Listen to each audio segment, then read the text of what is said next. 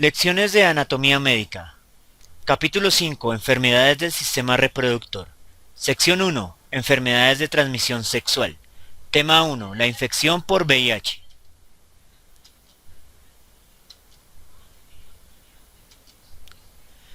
Existe una enorme cantidad de información y desinformación acerca del síndrome de inmunodeficiencia adquirido a través de todo Internet. De hecho, si usted busca documentales en YouTube, es más probable que encuentre aquellos relacionados con teorías conspiranoicas que con un documental que describa de forma efectiva la virología, patología, epidemiología y prevención sobre esta terrible enfermedad. Si bien es cierto que existe cierto debate al interior de las comunidades científicas, el asunto es que ese es el estado de normalidad en las ciencias naturales. Los científicos disienten unos de otros sobre las teorías que explican los fenómenos. Sin embargo, cabe preguntarse si una controversia que ha ido superándose desde los años 90 del siglo XX debería afectar las políticas de salud pública. En las siguientes lecciones analizaremos el problema del SIDA con algo de profundidad, especialmente en lo referente a la progresión de la infección por VIH, desde la etapa aguda hasta el desencadenamiento de la inmunosupresión. Significado de VIH y de SIDA. VIH y SIDA, a pesar de ser acrónimos conectados, no son lo mismo. VIH es el agente etiológico y SIDA es la sintomatología de la etapa crónica avanzada. VIH literalmente significa virus de inmunodeficiencia humano, mientras que SIDA significa síndrome de inmunodeficiencia adquirido. Esta distinción se debe a que no todas las deficiencias del sistema inmunitario son adquiridas. Algunas son causadas por factores genéticos intrínsecos al individuo, es decir, son un problema familiar o de una mutación que afecta al sistema inmune.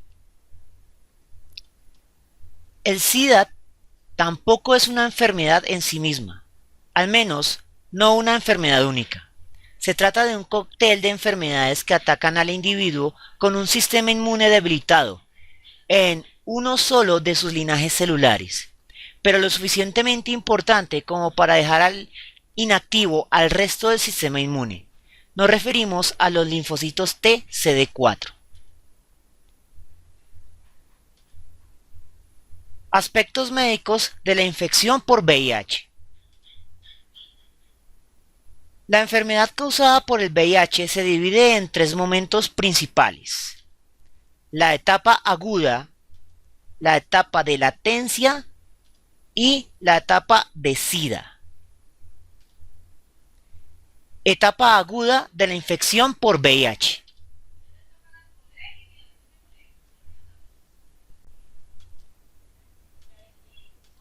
El periodo inicial después de la infección por VIH se denomina VIH agudo o síndrome retroviral. El síndrome retroviral es inespecífico y para tener una idea de los síntomas, la gripa también es un retrovirus, solo que ambos atacan linajes celulares completamente diferentes. Los síntomas son inespecíficos ya que son causados por la acción del sistema inmune y no por el virus como tal. Muchos individuos desarrollan de hecho síntomas de influencia o mononucleosis entre 2 y 4 semanas después de la exposición al VIH. Sin embargo, algunos individuos pueden no presentar ningún síntoma. Por cierto, la mononucleosis es causada por el virus del herpes del tipo 4 y es típica de los primeros besos, muy común entre los adolescentes. También la llaman la enfermedad del beso. Los síntomas que se presentan entre el 40 y el 90% de los casos son fiebre, dilatación de los nódulos linfáticos, inflamación de la garganta denominada linfadenopatía, dolor de cabeza, salpullido en la boca y en los genitales por la reactivación del herpes de zóster o varicela. El salpullido puede presentarse entre el 20 y el 50% de los casos y puede extenderse entre el tronco y el rostro. En resumen, tenemos salpullidos semejantes a la varicela, ya que se da por la reactivación del virus de la varicela, inflamación de los nódulos linfáticos, dado que el VIH ataca directamente a los nódulos linfáticos, ya que allí se encuentran los linfocitos T, sus blancos predilectos. También se genera dolor muscular. El problema con todos estos síntomas es que son causados también por virus de menor importancia. Y a veces algunos individuos tienen un buen sistema inmune, por lo tanto estos síntomas agudos no se presentan. Debido a su naturaleza inespecífica, los síntomas de la etapa aguda de la infección por VIH raras veces son reconocidos como tales. Incluso en casos donde el paciente consulta al doctor local o al hospital, el mal diagnóstico es común si no se tiene en cuenta los factores de riesgo entre 2 y 4 semanas antes de los primeros síntomas. Factores de riesgo. Los principales factores de riesgo por los cuales se debe estar atento son los siguientes: transfusiones de sangre, compartir jeringas infectadas, prácticas sexuales de todo tipo sin preservativos de tipo barrera, específicamente los condones, o manejo de material biológico posiblemente contaminado. Si alguien ha estado en contacto con estos factores de riesgo entre 2 y 4 semanas antes de sufrir una gripa leve, debe tener mucho cuidado. Una vez que se ha llegado a la etapa aguda del VIH, este permanecerá en su portador hasta la muerte en la inmensa mayoría de los casos. Y cuando digo inmensa mayoría es que desde los años 80 solo se ha reportado un caso de curación. Ahora, ¿qué es lo que afecta al VIH? Una breve explicación del sistema inmune. El sistema inmune se compone de dos factores: las barreras físicas como la piel y por un conjunto de células que conocemos como los glóbulos blancos o leucocitos. En la imagen tenemos los 5 principales leucocitos que pueden ser distinguidos por métodos morfológicos al microscopio. Los leucocitos se dividen en dos ramas principales. La primera rama es la línea mieloide, que está representada por todas las células a la derecha del gráfico. Las células del linaje mieloide se distinguen en los siguientes tipos: neutrófilos, que se encargan de vigilar y devorar células extrañas, especialmente bacterias; los eosinófilos, que se encargan de devorar células de tipo eucariótico, lo que informalmente se denomina como parásitos; los basófilos, encargados de inflamar y reclutar al resto del sistema inmune en caso de emergencia. También están involucrados en las alergias. Los monocitos, que se transforman ya sea en células dendríticas o en macrófagos. Ambas células poseen capacidad para devorar células de bacterias o de parásitos, así como moléculas extrañas. Estas células tienen un nivel de defensa constante y se denominan como sistema inmune innato. El sistema inmune innato tiene una función de contener el ataque en una infección. Son una línea de choque defensivo, pero no sirven para atacar una infección a largo plazo. La segunda rama son los linfocitos. A diferencia de la línea mieloide, la línea linfoide es indiferenciable en su mayoría al microscopio. Todos se ven muy parecidos. La línea linfoide presenta células con apariencia semejante, pero con funciones extremadamente diversas. Tenemos los linfocitos B, que generan anticuerpo. Los anticuerpos son proteínas que se pegan a los atacantes, atrayendo a las células devoradoras del sistema inmune de la línea mieloide o linfoide, o estos mismos anticuerpos tienen capacidades para atraer otras proteínas de la sangre que destruyen a las células atacantes.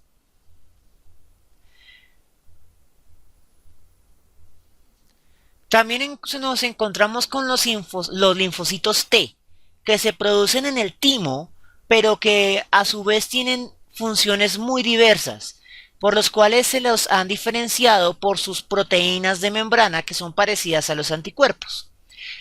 Dos clases principales son importantes, los CD4 y los CD8. El más se coloca al código cuando se encuentran activos, pero cuando no están activos no se les coloca el símbolo más. Los linfocitos CD8 son denominados citotóxicos. Estos linfocitos TCD8 citotóxicos se encargan de destruir las células propias del cuerpo cuando las identifican como cancerígenas, mientras que los linfocitos TCD4 son las células encargadas de activar a la línea linfoide, es decir, son los campaneros o vigías principales, o como se dice coloquialmente en Colombia, son los sapos. Si no se activa el linfocito TCD4, no se va a activar el linfocito B y por lo tanto no se activan los anticuerpos, que son uno de los principales componentes del sistema inmune ofensivo, aquel sistema inmune que se encarga de contraatacar a las infecciones. El principal objetivo del VIH, y tal vez el único realmente, es el linfocito TCD4, una célula que como tal no ataca a ningún patógeno. Sin embargo, como dijimos anteriormente, el linfocito TCD4 es aquel encargado de activar al resto del sistema inmune. Por lo tanto, si él no se activa, no va a haber una respuesta ofensiva por parte del sistema inmune para deshacerse de las enfermedades. Durante la etapa aguda, la carga viral del VIH aumenta exponencialmente, hasta que causa un semicolapso del sistema inmune. En la gráfica tenemos en rojo la concentración del ARN viral del VIH. Y en azul tenemos la cantidad de linfocitos T CD4. Como nos damos cuenta, hay una disminución de la concentración de linfocitos T CD4 hasta que empieza a haber una respuesta inmune. Esta respuesta inicial del sistema inmune logra combatir de forma efectiva la infección inicial del VIH, haciendo disminuir la cantidad de la carga viral hasta cierto punto. Sin embargo, los virus remanentes se adaptan rápidamente a esta respuesta inmune inicial y continúan sobreviviendo, con lo cual inicia la etapa de latencia. La carga viral en la etapa de latencia varía según el individuo. Cabe anotar que la concentración viral no se da por la cantidad de viriones como tal. En la actualidad es imposible contar la cantidad de viriones en un tejido. Es imposible. Por lo cual la concentración se va a determinar por un método un poco menos directo. Y es la cantidad de material genético contenido en cada virión individual. El material genético del virus del VIH está contenido en la molécula de ARN. La mayoría de los seres vivos y otros seres vivos contenemos nuestro material genético en la molécula de ADN. El ARN y el ADN pueden contarse por medio de una técnica de la biología molecular conocida como PCR. La etapa de latencia de la infección por VIH. Los síntomas iniciales son reemplazados por una prolongada etapa sin síntomas, también denominada etapa crónica. Estará sintomatológicamente sano. Incluso será muy complicado poder detectar la carga viral por método alguno, Solo las mejores PCR pueden detectar la carga viral en la etapa de latencia de individuos que pueden controlar su concentración de VIH.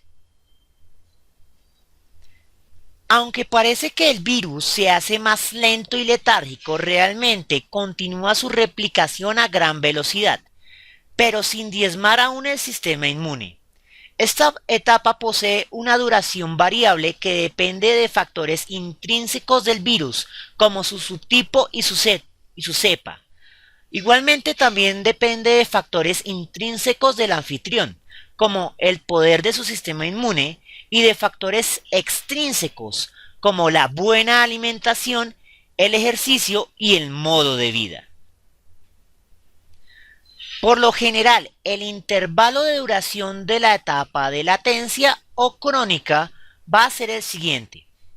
8 años es el promedio general.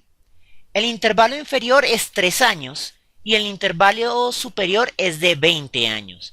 Concluido cualquiera de estos momentos, se da inicio a la etapa de SIDA. Cabe anotar que en otros primates susceptibles a la infección del VIH, raras veces se desarrolla la etapa de SIDA debido a que su esperanza de vida es más corta. Se mueren antes de desarrollar la etapa de SIDA. Aunque la falta de síntomas es precisamente la característica principal de la etapa de latencia, el agotamiento del sistema inmune empieza a hacerse notar cerca de la parte final de la latencia de forma muy gradual. En este punto intermedio, mucha gente experimenta fiebres nocturnas sin causa aparente. Entre comillas, una causa justificable para las fiebres nocturnas es el ejercicio. Adicionalmente se da pérdida de peso también sin causa aparente, problemas gastrointestinales recurrentes y dolores musculares posiblemente causados por la reactivación de los parásitos intramusculares como el toxoplasma.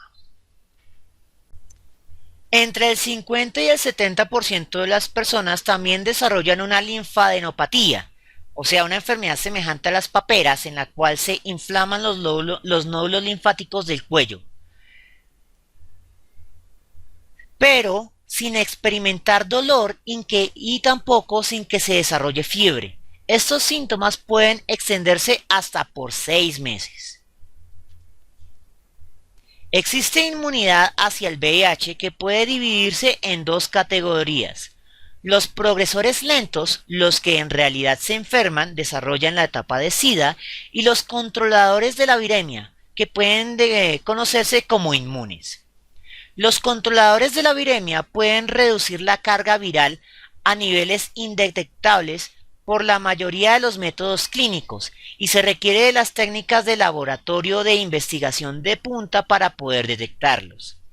Estos individuos de élite son naturalmente inmunes y no requieren de tratamiento antirretroviral alguno, pero solo uno entre 300 individuos son controladores de élite de la infección por VIH. También existen controladores intermedios que mantienen una carga viral reducida pero detectable. Estas personas no desarrollan SIDA, pero sí pueden transmitirlo. Adicionalmente, en algunos casos también pueden desarrollar el SIDA, pero 30 o más años después de la infección inicial. Lamentablemente, los controladores son solo una élite. La mayoría de la población se clasifica como progresores, de los cuales son lentos y rápidos. Los progresores lentos van a desarrollar la etapa de SIDA entre 8 y 10 años después de la infección inicial, por lo cual requieren de tratamiento antirretroviral, lo cual extiende su esperanza de vida al nivel de los controladores intermedios. Finalmente, si existen unos controladores de élite, también existen unos progresores rápidos. Los progresores rápidos son los que desarrollan la etapa de SIDA 3 años o menos después de la infección inicial. La etapa de latencia del virus, no se queda quieto y aun cuando el anfitrión sea un controlador intermedio, con el tiempo la carga viral se adapta al sistema inmune diezmándolo y agotándolo hasta llegar a un punto crítico o de inflexión. Por norma se considera que este punto crítico es cuando la carga de linfocitos T CD4 disminuye hasta menos de 200 células por mililitro cúbico de sangre. La causa de una pandemia. La etapa de latencia tan prolongada en el VIH es su factor más aterrador, ya que lo convierte en una pandemia silenciosa que se expande a gran velocidad sin que las personas se den cuenta. Los individuos en la etapa de latencia son muy contagiosos y si poseen muchos compañeros sexuales en la década de latencia, que coincide con los años de mayor apetito sexual, el contagio se realiza de forma muy extensa. De cierta forma, esperamos que la diversión que se realiza de jóvenes quede en el pasado una vez que decidimos asentarnos y hacer una familia. Pero el SIDA y otras enfermedades con efectos crónicos como la sífilis están allí para demostrar que todo se paga en la vida. Sin embargo, a pesar de las aparentes moralejas moralizantes de estas enfermedades, existe un efecto que es realmente cruel, y es el contagio de la enfermedad a los niños durante el embarazo y la lactancia. Etapa de SIDA de la infección por VIH. El síndrome de inmunodeficiencia adquirida se caracteriza por una disminución de los linfocitos TCD4 de forma sostenida por debajo de una concentración de 200 células por mililitro cúbico de sangre. En ausencia de un tratamiento que extienda la etapa de latencia, la mayoría de los individuos, pero no todos, desarrollan la etapa de SIDA antes de 10 años. Pero esto varía mucho dependiendo de si el individuo es un controlador o un supresor de élite de la carga viral. Las condiciones iniciales son leves, pero a medida que el sistema inmune pierde la batalla contra el VIH, el cuerpo es incapaz de enfrentar aún las infecciones más débiles y comunes. Aparte de los síntomas específicos generados por cada una de las infecciones oportunistas, existe una gama de síntomas generales como la sudoración nocturna sin ninguna causa aparente, la inflamación de los nódulos linfáticos, los escalofríos, los temblores, la debilidad y la pérdida de peso.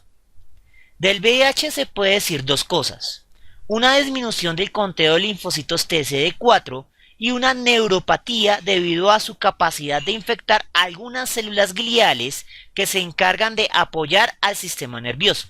Por lo demás, no causa nada. Los síntomas asesinos son provocados por la ausencia de linfocitos T CD4 durante la etapa de SIDA. El VIH no es la única causa que es capaz de inhabilitar el sistema inmune en su línea linfoide o adaptativa. Por lo tanto, el SIDA no puede ser categorizado como una enfermedad única. Es un conjunto de enfermedades causado por muchos agentes etiológicos que normalmente son mantenidos a raya por un sistema inmune sano.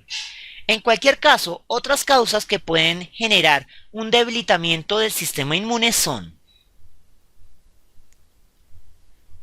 desnutrición, en cuyo caso se acompaña con anemia, fatiga crónica y estrés que debilitan al sistema inmune, inmunosupresión por medicamentos para el trasplante de órganos, en cuyo caso el médico deberá recetar aislamiento preventivo, quimioterapia para el tratamiento del cáncer. Evidentemente el personal médico también va a recetar un aislamiento preventivo.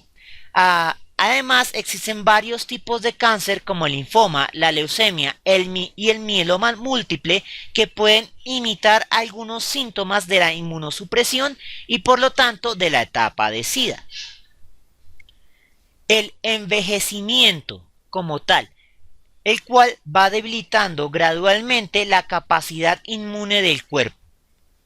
Factores genéticos que inhabilitan al sistema inmune.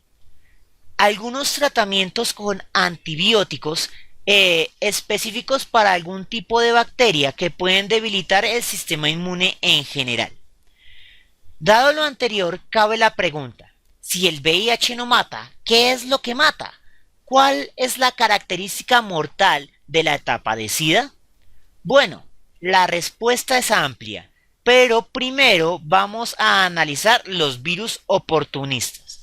Lamentablemente se nos ha acabado el tiempo y eso lo veremos en la siguiente lección.